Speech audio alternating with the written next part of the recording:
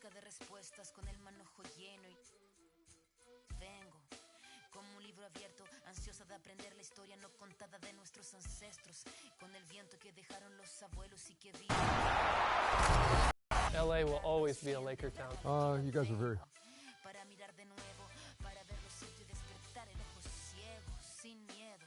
Tú y yo descolonicemos lo que nos enseñaron con nuestro pelo negro, con pómulos marcados, con el orgullo indio en el alma tatuado. Vengo con la mirada, vengo con la palabra. Hard to work with, taskmasters. Your points of emphasis are very, very important. On this week's episode of NBA 2K TV, we break down the Christmas Day matchups. Robbie gives you some insight on getting competitive in My Team.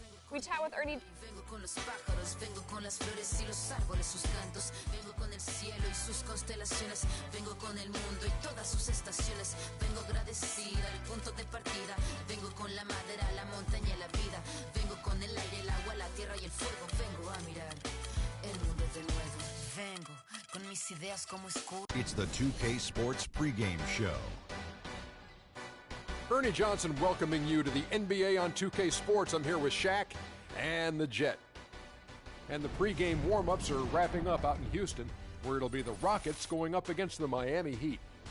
For Miami, they know it's always tougher winning on the road, facing a solid team, but one with weaknesses.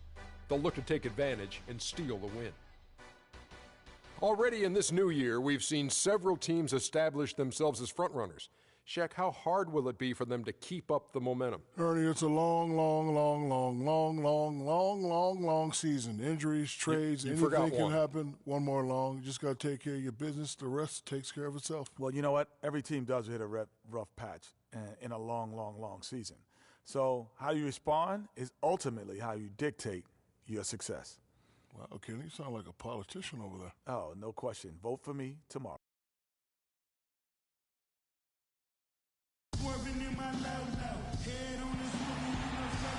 In Houston, Texas, the Rockets live on 2K Sports. The Miami Heat, they won their last contest, that game against the Hawks in Atlanta.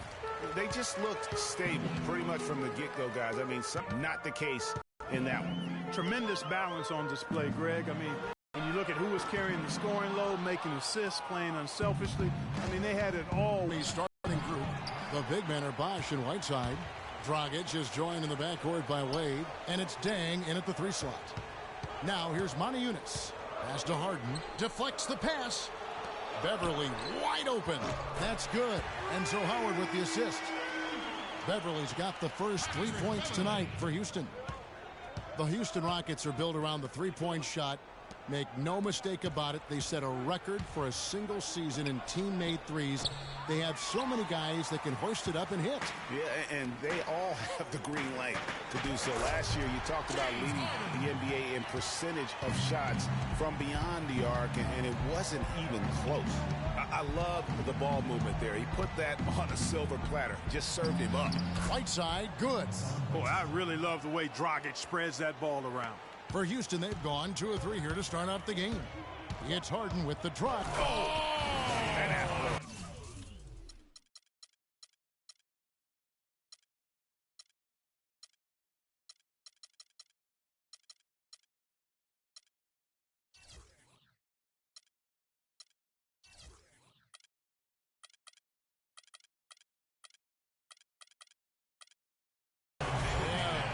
And this sort of awesome dunk is one of the reasons this team is in charge of this game right now. Clark, there is a swagger out here on the court that they possess and are not afraid to show it either. That's right. I tell you what, I used to love to go up and jam like that.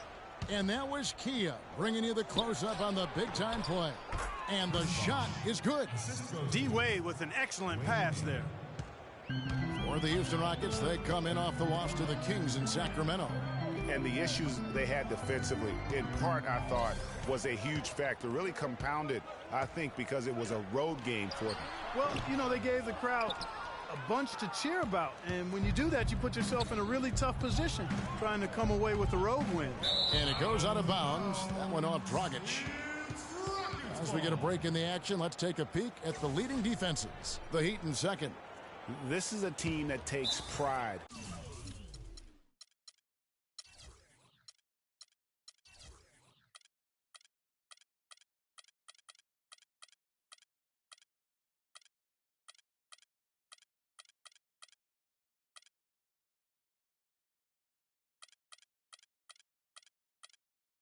on the defensive side of the floor. I mean, they play hard and they play together. They are a tough group to score on. Last season for James Harden was easily his best yet. Finished second in the MVP race. Put up huge numbers with career highs in points per game scoring. Greg at more than 27 a game. And also carried that Rockets team that dealt with a plethora of injuries, mainly to Dwight Howard. And second in the league in scoring, I mean, narrowly losing out to Russell Westbrook, who just went on a tremendous tear the second half of the season. And then also finished runner-up in the MVP race. Another miss by Houston. And the whistle blows, and it's going to be an over-the-back call here. Yeah, not afraid of the physical play, but he still needs to stay under control. Yeah, he obviously was not under control right there. Not much doubt he was going to get whistled for the over-the-back call. Now, here's Wade. As you can see from his numbers, he's been a key component in their offense. He's averaging almost 18 points a game. And for Harden coming in second in the MVP race, he had a lot of first-place votes, and nobody knew if he or Curry would win the award. In most other seasons, he would have won the MVP. Shots are just flowing for him right now, having a really strong quarter. Bosh, the screen. Here's Dragic. He's now 1 for 2 with that bucket. And for Harden last year, he could have easily have won the MVP, probably would have in other seasons.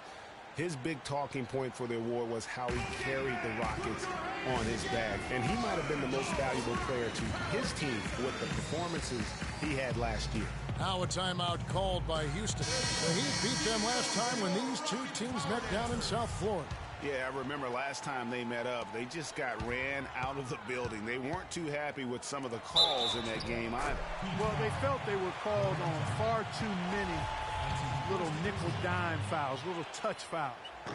It ended up resulting in a lot of foul trouble for their starters, though. The Miami Heat came up short last season in hopes of getting back to the playoffs. Clark, their road record didn't help them much. Yeah, 17 and 24. I don't think you can be that far under 500 on the road and hope to play in the postseason. Yeah, how about that one? Able to maintain control and finish the play. Yeah, we call that playing through the whistle. You know, he didn't give up on it when he heard the whistle. He kept his focus, his concentration, and he found a way to get the shot up and down.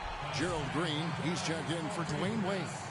Tell you what, he can do a lot more damage to that rim than that when he wants to. And you know, Clark, with the lead they're enjoying, I'm surprised he didn't put a little something extra on that one. Me too. Well, I'll tell you what, I'm glad he didn't, because otherwise we'd probably have a 45-minute delay here if he shattered the backboard.